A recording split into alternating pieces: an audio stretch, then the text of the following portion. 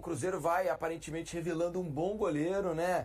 Numa emergência apareceu um jogador das categorias de base para, nesse momento, ajudar o Cruzeiro tanto na Libertadores quanto no Campeonato Brasileiro. Empate importante para o Cruzeiro, né? Com as calças na mão ali no final, até teve a chance de ganhar num lance cara a cara com o goleiro com o Villarreal, mas o empate é bom, né? Dentro das condições do grupo, depende apenas de si na última rodada, uma vitória em casa para avançar. No final das contas, um ótimo resultado para o Cruzeiro, dadas as condições do que é jogar contra o Boca em Buenos Aires, na Bombonera, e passando metade do segundo tempo com um jogador a menos. O Cruzeiro tinha sido, para mim, um time que não foi tão bem no primeiro tempo, tinha crescido no segundo, e aí a expulsão transformou o jogo num exercício de resistência que o Cruzeiro passou bem, conseguiu passar por ele e consegue trazer um resultado importante. É bom jogo do Cruzeiro. O Cruzeiro mais uma vez se portando muito bem fora de casa, fez um bom jogo contra o Bahia, fez um bom jogo contra o Palmeiras jogando fora de casa. A gente comentava na semana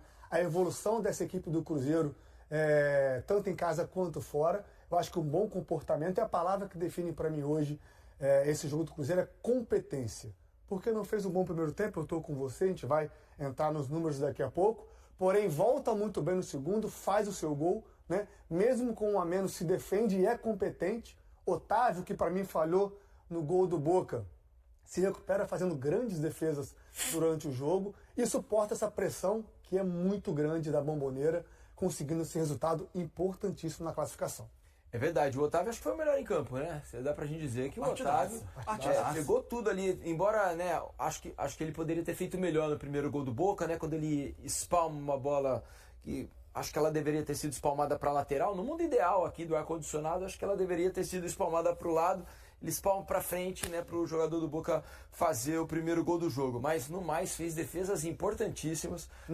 Essa bola ele tira. O gol é na falta do Paredes. É verdade, tá certo. Ele tira depois. Tem um rebote, um outro chute, ele pega de novo, né? É verdade. Mas fez um grande jogo o Otávio e evitou, inclusive em lances cara a cara com adversários. Ele foi muito bem. O Cruzeiro vai aparentemente revelando um bom goleiro, né? Numa emergência apareceu um jogador das categorias de base para, nesse momento, ajudar o Cruzeiro tanto na Libertadores quanto no Campeonato Brasileiro. Ele teve que lidar com 28 finalizações, foram 10 no alvo. Então, é muita coisa. Foram 10 lances em que ele precisou intervir para que não acontecesse o gol. O nosso campinho já está armado aqui, Mansur e Ramon vão começar a falar sobre ele. Agora queria ressaltar também, né, um jogo importante que fez o Gerson, porque apesar da expulsão, e acho que a expulsão, pelo menos para mim, foi uma expulsão justa. É claro que seria, em alguns casos, né, algumas interpretações, poderia também ter dado um cartão amarelo. Mas eu acho que vendo a imagem, né, o árbitro não precisou nem correr o lance, né? Ele olhou a imagem parada, onde é que o pé do Gerson atingia a perna do Paredes, né, no lance em que o Gerson foi expulso. Eu não gosto dessa checagem, né, só por frame. Porque eu acho que se isso vira um procedimento, você vai ter muitos lances em que o frame vai te enganar.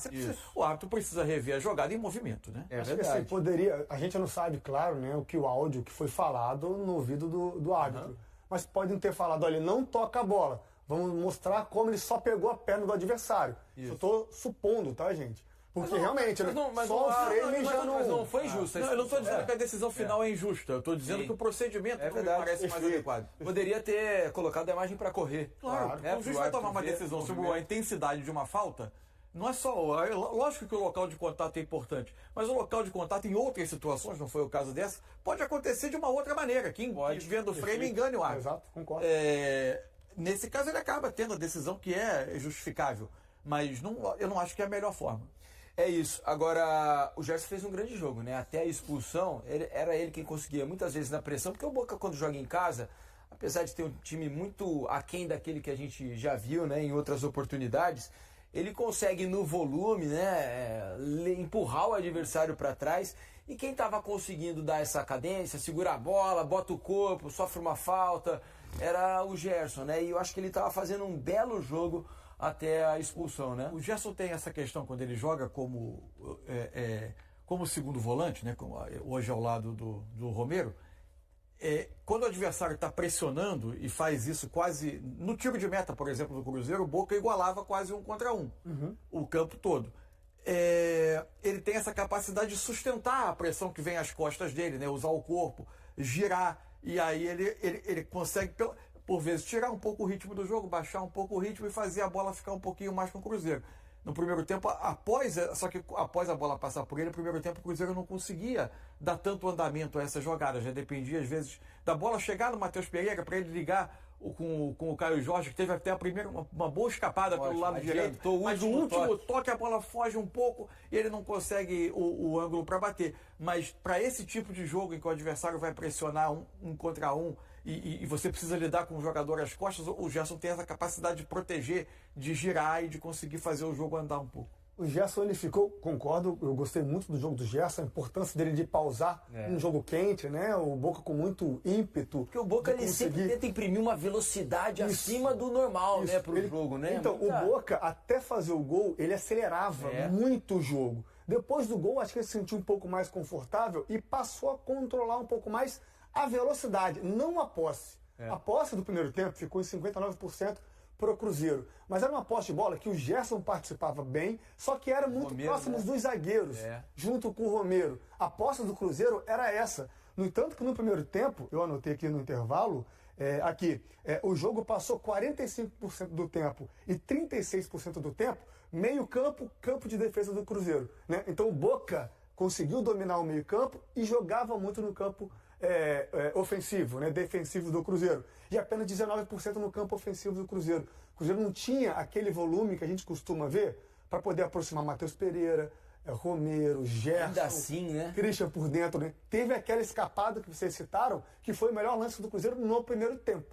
Então, assim, deixou a desejar o Cruzeiro, não por culpa do Cruzeiro, pelo ímpeto do Boca, mas faltou um pouquinho mais de posse de bola no último tempo. E acho que tinha uma questão, se a gente até puder mostrar aqui. Vamos lá.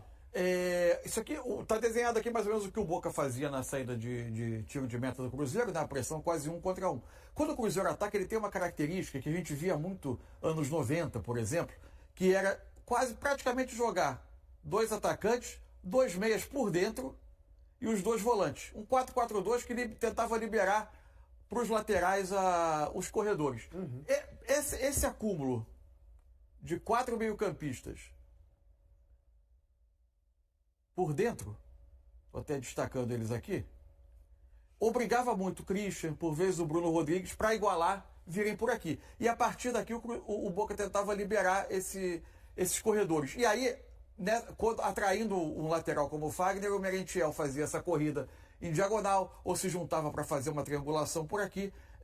O Jimenez podia fazer isso por aqui, mas o Braida subiu um pouquinho menos, é um pouco mais contido do que o Blanco. E aí o Cruzeiro teve uma dificuldade para mim no primeiro tempo de se adaptar a esse duelo nesse setor, por vezes se permitir algum tipo de inferioridade. E a partir do segundo tempo, quando o Cruzeiro consegue levar o jogo um pouco mais para o campo de ataque, ele começa a crescer no jogo. Exatamente, é isso. No segundo tempo, passa-se a jogar um pouco mais, o Cruzeiro passa a jogar um pouco mais no campo ofensivo. Aí consegue o quê? Aproximação. Kaique fez uma partida mais uma vez muito consistente. Gerson, Matheus Pereira, né? A participação do Christian, o Cruzeiro consegue jogar mais no campo do Boca. Até o gol do Cruzeiro, o Cruzeiro é quem passava com a maior parte do tempo com a bola no pé no campo ofensivo, coisa que não fez isso muito no primeiro tempo. E aí, juntando esses jogadores, a qualidade que tem o time, começou a criar chance e fez um belo gol de um cruzamento de um lateral, do Kaique participando, para um outro lateral fechando no lado oposto, que era o Fagner. Agora você veja, com toda a imposição física do Boca ali, né, o Boca precisando do resultado, jogando em casa, diante de 40 mil pessoas, o Cruzeiro teve as suas chances. O Cruzeiro é um time tão técnico, com jogadores tão bons tecnicamente. Experientes. Porque você veja, no primeiro tempo, o Caio Jorge, numa bela jogada do Cruzeiro pelo lado esquerdo ali, bota o Matheus Pereira em ótima posição ali na linha de fundo. O Matheus até poderia ter chutado, né, porque estava de frente o goleiro. Ele dá um passe para o Christian, e o Christian, sem goleiro, né, porque o goleiro estava na primeira trave ali, ele dá o passe, o Christian chega dividindo, a bola sai por pouco. Depois o Neiser sai na frente do goleiro. Ele teve tanta calma, tempo para pensar, que ele falou, será que ninguém vem me marcar? Aí ele demora um século para finalizar, e quando faz, o goleiro tá no pé dele. Né? Ele acabou demorando demais para tomar a decisão, e tecnicamente ali o lance, bola muito colada no corpo, né? Não conseguiu definir bem. Era gol para matar a classificação, o jogo. Claro, não pode. É um ponto, assim, o Ney era um jogador jovem, 21 anos, recém-chegado ao nosso futebol, a primeira temporada dele aqui. Tudo isso, óbvio, é entendível e a gente tem que esperar o tempo de adaptação. Uns adaptam mais rápidos, outros demoram um pouco mais. Porém, esse gesto técnico de finalizar, de ter a calma, de tomar a decisão na hora que tem que ser tomada, falta ainda ele refinar um pouco mais. Ele tem perdido alguns gols, ele perde, né? Até um tempo ele ficou se cobrando demais, né? Até saiu de um jogo meio irritado, se eu não me engano até foi às lágrimas, chorou, porque não estava conseguindo fazer gols. Eu acho que ele precisa ter um pouco mais trabalhado nesse refino para um lance como esse, num jogo com um a menos. O Cruzeiro estava se defendendo, suportando, né? Sendo competente para garantir o resultado. Uma chance dessa aparece no pé dele, ele precisa fazer o gol e matar um jogo e dar uma vitória, porque o Cruzeiro merecia uma vitória. Fora isso, ainda teve a chance do Caio Jorge, né? Isso. Ele também vai numa arrancada, uma força impressionante. Entra na área, o último toque ele adianta um pouquinho, acaba finalizando em cima do goleiro. Mas o Cruzeiro teve as suas chances e poderia ter tido até um resultado melhor. Poderia, tivesse aproveitado ali as chances, mas de todo modo, assim, é um jogo de 28 finalizações. O Boca foi melhor no jogo como o todo, Boca, né? os gols esperados, o XG, o Boca produziu para 2,4 gols. O Cruzeiro 0,77, né? Sim. É uma diferença. Cruzeiro. E assim, se você ir à Bombonera e ter que sofrer um pouquinho, faz parte do script de qualquer do roteiro, né? De qualquer Libertadores. Agora, e sobre o Boca, assim, que é apontado como um dos possíveis candidatos a interromper essa sequência de títulos brasileiros. Não deu essa impressão, né? Eu ainda esperava um rendimento nessa fase de grupo maior. É óbvio que a gente vai ter aí uma paralisação, meio de ano, janela, isso tudo pode mudar. Me impressionou até mais um pouco o Rosário Central nessa primeira fase do que o Boca, falando dos times argentinos. Assim. Só mais duas coisas. Arthur Jorge melhorou claramente o time, né? Em termos de organização. Esse é um ponto. O Cruzeiro está no momento de crescimento. Ele já diminuiu a distância. Até vou checar aqui dele para o G4. Está falando do brasileiro? Do brasileiro, porque é uma arrancada grande. E a diferença já é pequena do Cruzeiro nesse momento, 20 para 24. São 4 pontos apenas para o São Paulo, que é o quarto colocado, né? A tabela está muito achatada. Na Libertadores, muito provavelmente vai conseguir a classificação. É verdade que a Católica ainda vai jogar e pode ultrapassar o Cruzeiro na liderança, mas o Cruzeiro tem um último jogo em casa contra o Barcelona, que provavelmente, né, ou possivelmente, vai estar em situação difícil de classificação. Então o Cruzeiro, diante da sua torcida de 50 mil pessoas no Mineirão, tem tudo para avançar à próxima fase da Libertadores. E, de novo, um grande jogo do Matheus Pereira, né?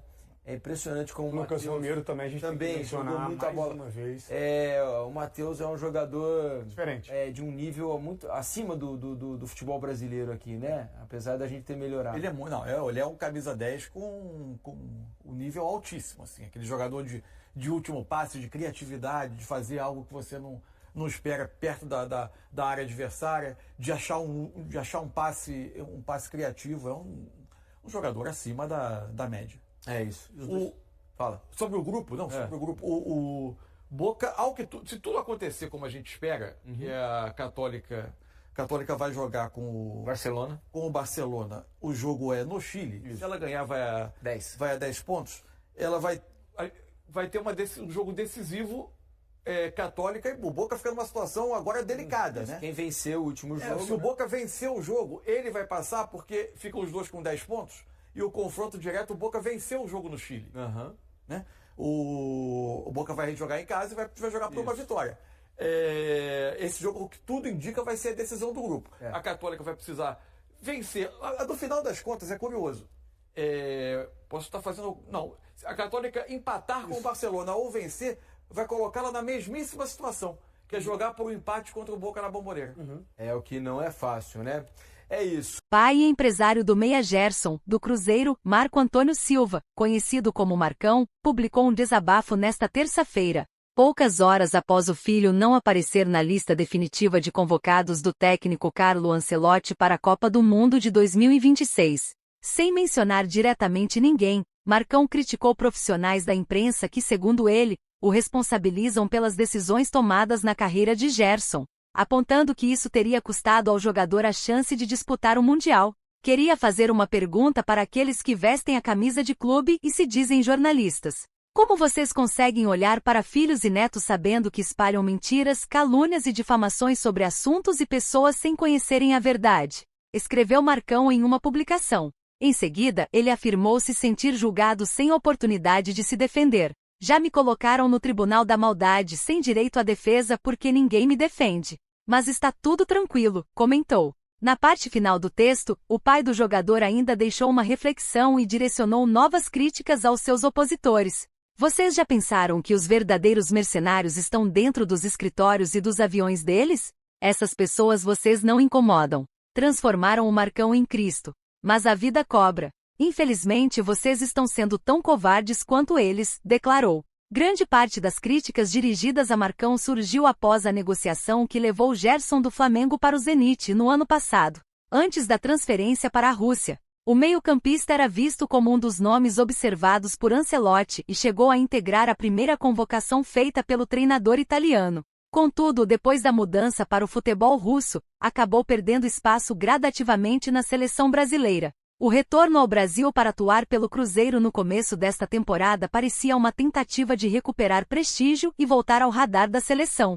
Porém, a ausência na lista final divulgada por Ancelotti mostrou que a estratégia não teve o resultado esperado. Apesar de ter aparecido na pré-lista de 55 atletas enviada pela CBF à FIFA antes da convocação oficial, Gerson só poderá disputar a Copa caso algum dos convocados seja cortado por lesão.